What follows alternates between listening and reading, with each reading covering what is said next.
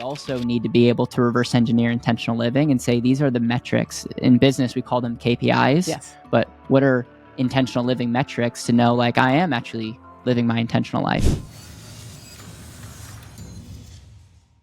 For me, I have the 5 C's. I like it. Essentially, it's like you have clarity. Okay. You have clarity, and part of clarity is you got to know thyself. You got to know where you're going, but then you also have to know the clarity of the metrics. So if we're going to say that wealth is intentional living, like you got to identify what is wealth. And then, but you got to first of all be able to identify where you're at. Yeah. And because a lot of times it's like, I can't give you a strategy, or a doctor can't say this is what you should do if they're not diagnosing. But then we also need to be able to reverse engineer intentional living and say, these are the metrics. In business, we call them KPIs. Yes. But what are intentional living metrics to know, like, I am actually living my intentional life? So clarity is like so key. It's like nothing to do with money, but everything to do with money. Yes, it does. Because if you're not headed in the right direction, then why are we even talking? Then when we talk about the second C is cash flow. And there's a lot of important financial metrics out there: net worth, rate of return, return on risk. The lifeblood of your financial life is cash flow. Like the example is, this is a morbid example, but if your heart stops beating, you're dead. It's real. And here's the deal is you might still have your net worth, your mass of your body, but it's not alive because there's no there's no blood flow. So I think there's obviously, I'm simplifying this, but it's the concept of cash flow is a very, very important financial metric. And so we use that as the metric to say, okay, when we start looking at certain things, cash flow is going to be the metric that we're going to compare. And we're not going to be emotional about this thing is good, this thing is bad. We're going to use cash flow as the financial metric, but ultimately the thing that trumps it all is our intentional living metric, which goes back to the first C. But we have to understand, when we have cash flow, your cash flows needs to be created. So then we go down to how do you create cash flow? It's auditing your time, your relationships, your skill sets, and your resources, and saying out of the overflow of those things, you're creating either a service or a product, and those service or product is creating, the perceived value of that is going to create cash flow. Cash flow just comes by result of the perception of value of your output. I know I'm triggering some people, but your cash flow is ultimately a scorecard by your perception of value. It doesn't mean that I'm more valuable than you, but it just means that the market is saying they're putting a value on your service or product that you're creating in the marketplace. And so that's interesting. But once you have that, so we could talk all about, do you need to reverse engineer how you're spending your time or your skill sets, or we could talk all day long about that. But once you have it, your money's only capable of doing 2 things. It's either, it can be saved, which is a verb. It can be controlled or saved, or it can be consumed. And so consumption could happen like going to Starbucks. Consumption could be medical. Consumption could be taxes. Consumption could be giving. The idea of consumption is it's gone. Yes. Control, I would say save, but I needed 5 C's. Okay, so I needed control. Controlled was this concept of like it's a savings, and it's more of like you're doing something with that. So once we break down, so cash flow and creation of cash flow, and now we look at both. If money's only capable of doing 2 things, it makes it easy. So let's look at consumption. Consumption is the cost of your life. If someone makes $100 and they save $10, that means that the way that it costs them $90 to live their life in this analogy. Yes. Yeah. But we just look at where that money's going, and they're spending their money, they're paying taxes, that's going to debt.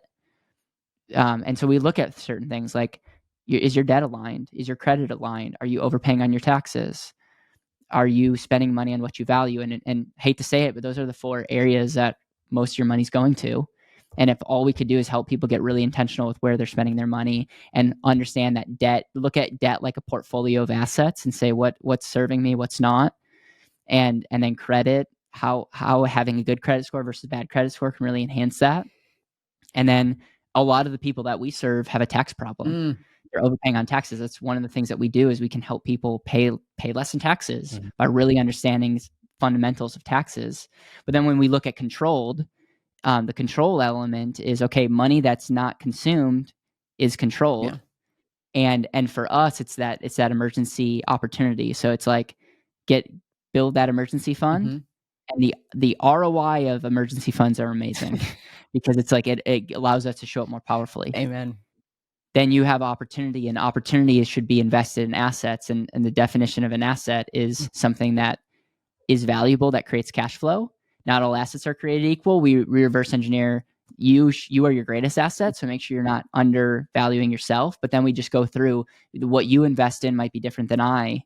And our good friend Garrett Gunderson is like talks about investor DNA, which I love because not everyone's created equal. So it's really identifying what assets bring you most intentionality, but also most cash flow.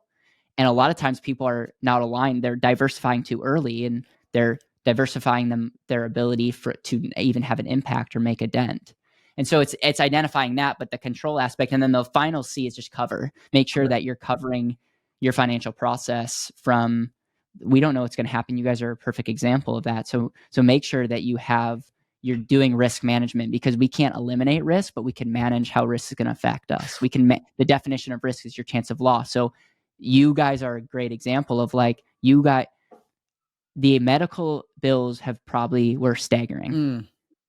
And if you didn't have the proper insurances in place, it would be crippling. Oh man.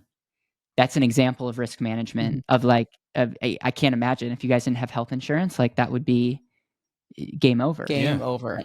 And so that's the framework of like, and there's no right or wrong. It's just like the beautiful thing about frameworks and processes is it just gives you places it's a process of how things flow and mindset. And I think some of the best frameworks and processes take mindset and money and concepts and bring them all together. But ultimately, you're only as good as someone implementing it. And that's where Dave Ramsey, his 7 baby steps, we could probably poke holes into it all day long, but it's people are following it's it. A framework. And I would rather have I would rather have someone follow the 7 baby steps and not follow anything in general. 100%. So I know I talked a ton. 100%. Thank you for listening me out.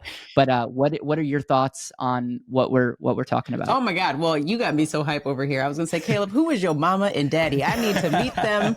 We need to have dinner and, obviously take responsibility because a lot of this is you, sir. But damn, Caleb, like I am just I'm like, what was I doing in my 20s? Like this just... Oh, you inspire me so much. But yeah, everything that you're talking about. So let me pull up my notes again. So clarity. Absolutely. That's everything that we talk about as far as what we've been learning. And again, we're on the same path, right? We've been in the business long enough where we recognize if our clients don't have clarity, we can't help you. We would love to serve you and get you a nice fancy policy. But if you don't know what you're going to do, then you're going to come back to all of us and be like, you sold us a bunch of crap, when you probably have an amazing product, but you just don't know what to do with it. Right. Or even understanding why we tell you, no, it's not a good time for you to get this type of policy. And you need to start looking at your income a little differently. Yeah, absolutely. Cash flow. We were literally just talking about this. We had a retreat with our clients over the weekend and getting everyone to see the importance of cash flow. And I loved how you broke it down. It does 2 things. And that's where you strip the emotion away from it. You're either going to use it for consumption or you're going to control it. And with control, I love what you said. That's an intentional action, right? And we were talking about too with our clients over the weekend, banking. So when you said saving is a verb, we were like banking. We were adding banking in the sense of being intentional, because there's a bank, right? And then there's banking. And banking is taking action and doing something with it. So you're either going to consume and control. I love that, because now also too, as a couple, right, we're thinking about our clients who are couples. This also helps remove another layer of probably blame or whatever you want to call it in the conversation. If a couple comes together and they're trying to understand their finances, and when you can just break things down simply and categorize things, this is our consumption bucket, this is our control bucket, that takes the blame game out of things, when you can just put facts to the process and the goals that you're trying to accomplish. So yeah, I think everything that you said is phenomenal.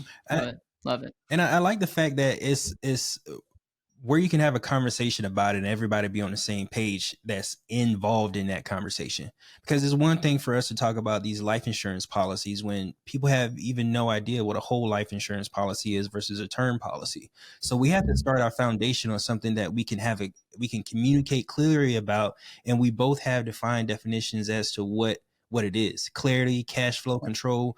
We know exactly what that means, and we can't start the conversation about how you use your policy or even buying a policy, how you use the policy and how you create a system around it without that foundational information. Yep. Well, yeah, I love it. Love it. Love conversations. I even love more disagreeing. So I don't love that we're agreeing with everything. You got to find things to disagree. Yeah. My bad. We'll get there. You got to give us something to disagree on. Yeah. I'll say some controversial things. Yeah. The 60 is controversial. Very much so. Very much so.